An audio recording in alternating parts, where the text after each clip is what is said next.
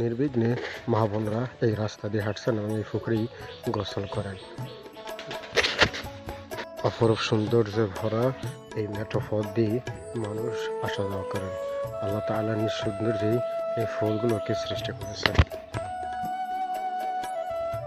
এই গরুটি এবার কোরবানি বিক্রি করবেন বলে আমাকে জানালেন রাখাল ভাই এবং এই গরুগুলোর মালিক।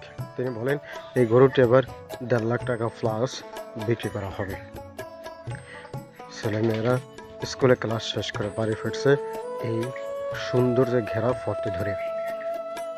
এটি হচ্ছে গ্রাম বাংলার বাড়িঘরের অপরূপ দৃশ্য।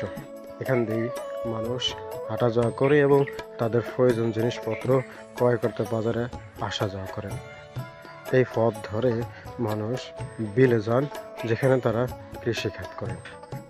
কি অপরূপ সৌন্দর্য ভরা আমার এই সোনার বাংলা। তাল গাছ এবং অন্যান্য গাছে মনে হয় সৌন্দর্য এক রূপময় দিয়ে তৈরি করা।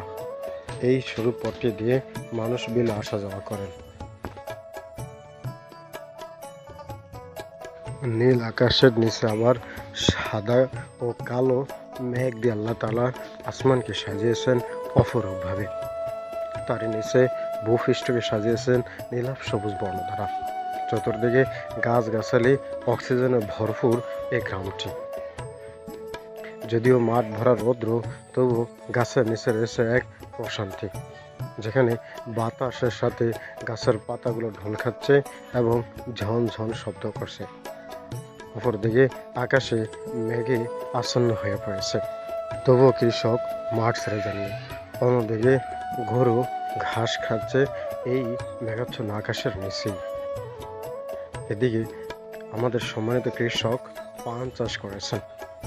এখনো পানগুলো অপরিপক্ক, যদিও আকাশে মেঘের ঘন ছায়া, তবু কৃষক তার জমি ভেঙে যাওয়ার ভয়ে এই পুকুরের পাশে বেড়া দিচ্ছেন।